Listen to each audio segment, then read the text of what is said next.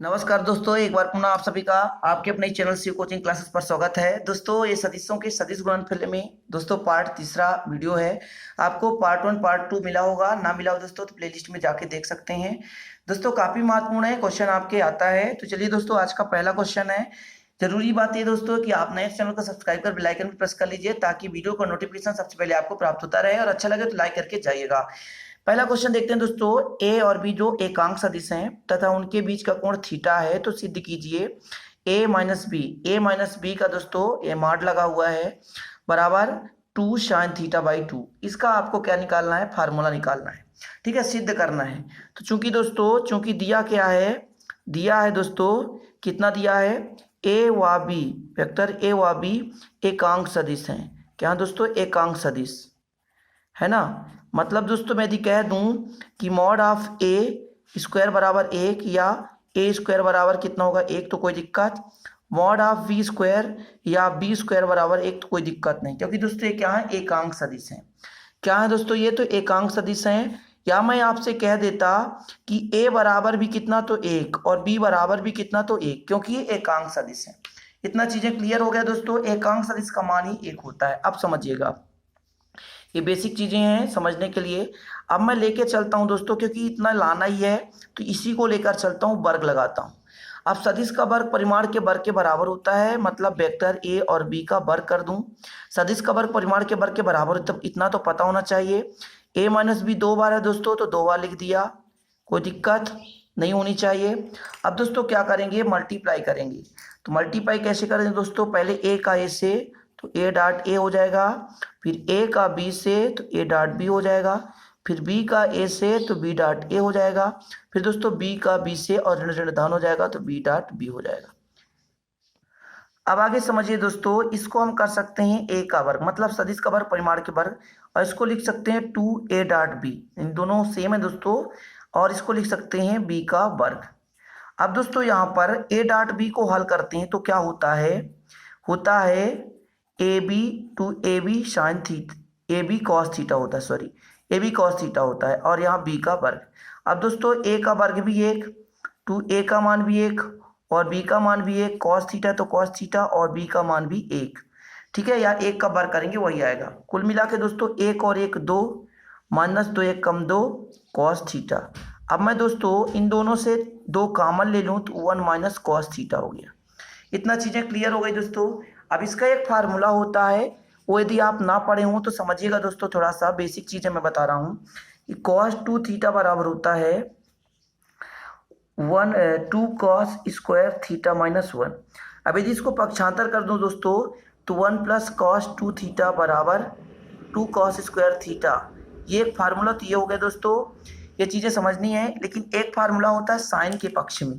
कैसे, cos 2 theta बराबर दोस्तों होता है 1 माइनस 2 साइन स्क्वायर थीटा। अब यदि इसको पक्षांतर कर दूं तो कितना हो जाएगा दोस्तों, 2 साइन स्क्वायर थीटा बराबर, इसको इधर 1 माइनस कॉस 2 थीटा। इतना चीज़ें क्लियर हुई। अब यदि यहाँ पे दोस्तों आपके पास क्या है, 2 है, तो यदि पक्षांतर कर देता तो दिक्कत हो जाती। कोई दिक्कत नहीं, इतना रहने दीजिए।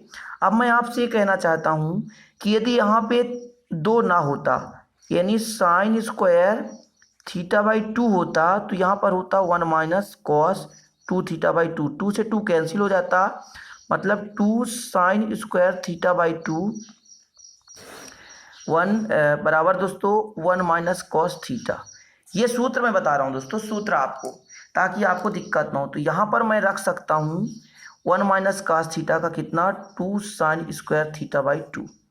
कोई दिक्कत, तो दोस्तों 2 दूना 4 साइन स्क्वायर थीटा बाई 2, और इधर था a माइनस बी का वर्ग, है ना। अब सोचिए दोस्तों, ये वर्ग है, इधर जाएगा तो क्या हो जाएगा, वर्गमूल हो जाएगा। जैसे आपके पास ये वर्ग है, इधर जाएगा तो क्या होगा दोस्तों, वर्गमूल। समझिएगा, तो अंडर रूट लगाकर 4 साइन स्क्वायर थीटा बाई 2 कर सकते हैं।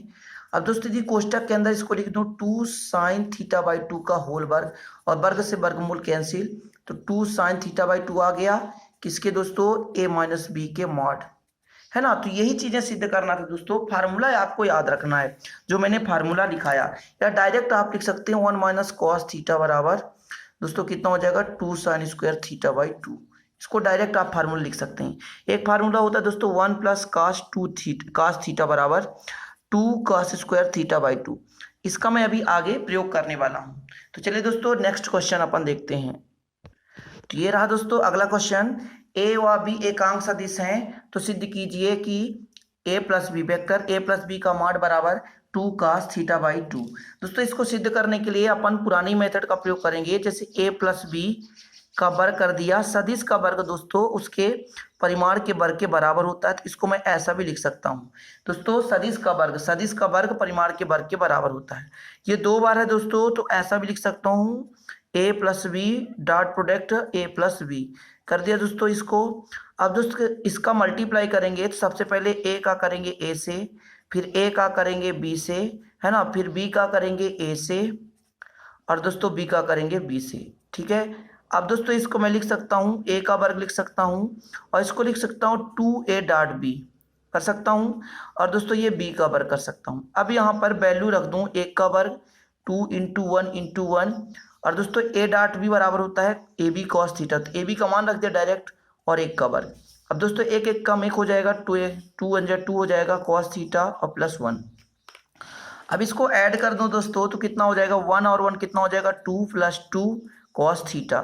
2 कॉमन लें दोस्तों, तो 1 प्लस कॉस थीटा, और 1 प्लस कॉस थीटा का मैंने डायरेक्ट फार्मूला बताया था 2 कॉस स्क्वायर थीटा बाई 2, जैसे अभी मैंने बताया था। अब दोस्तों कितना हो जाएगा, इसको मैं यदि कह दूं कि 2 2 बार है दोस्तों कॉस, तो 2 कॉस थीटा बाई 2 का होल स्क्वायर, और इधर क्या था दोस्तों वेक्टर ए प्लस बी का माड का वर्ग, तो 2 से 2 क्या हो गया कैंसिल, तो वेक्टर ए प्लस बी बराबर कितना हो गया दोस्तों, हो गया अपना 2 cos थीटा बाई 2। यही आपका दोस्तों सिद्ध हो गया। कितना इजी है दोस्तों, लेकिन आपसे बनना चाहिए, है ना। अब एक क्वेश्चन और आता है दोस्तों, vector mod of A plus B और mod of A minus B, इन दोनों का रेशियो कितना होता है। तो चलिए उसको भी अपन समझ लेते हैं। जैसा कि दोस्तों सिद्ध करने को आ जाए कि ए वेक्टर ए माइनस बी का मॉड और वेक्टर ए प्लस बी बराबर होता है टेन थीटा बाई 2। ये चीजें सिद्ध करने को आ जाए तो सबसे पहले दोस्तों आपको क्या निकालना पड़ेगा, वेक्टर ए माइनस बी का मान निकालना पड़ेगा। जैसे मैंने अभी निकाला था वेक्टर ए माइनस बी का मान निकाला था, कितना आया था 2 sin थीटा बाई 2। अब इसको दोस्तों पूरा विधिवत निकालना पड़ेगा, जैसे मैंने पहले सवाल में कराया था आपको। और यदि क्वेश्चन आ गया सॉरी दोस्तों, यदि वेक्टर ए प्लस बी की बात करें हम, तो दोस्तों इसका कितना होता है, अभी आपने देखा 2 cos थीटा बाई 2। अब इसको अपन फिर समीकरण 1 मान लेंगे, समीकरण 2 मान लेंगे, फिर करेंगे क्या दोस्तों, समीकरण 1 में 2 का भाग देने पर और भाग दे देते हैं दोस्तों, तो कितना हो जाता है वेक्टर ए माइनस बी बटे वेक्टर ए प्लस बी। अब दोस्तों क्या हो जाएगा 2 sin थीटा बाई 2 हो जाएगा बटे 2 cos थीटा बाई 2 हो जाएगा। इसको काट दूं तो बचेगा कितना sin थीटा बाई 2 और cos थीटा बाई 2।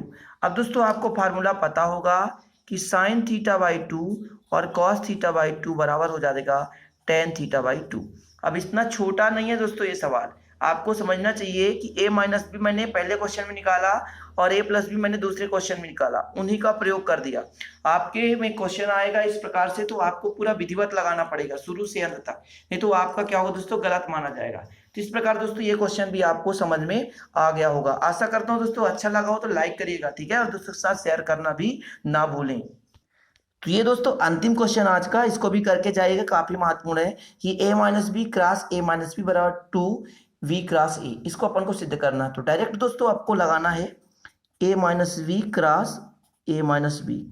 करना क्या है, पहले a का क्रॉस a से करें, है ना, फिर दोस्तों a का क्रॉस b से करें, ठीक है, इसके बाद b का क्रॉस a से करें,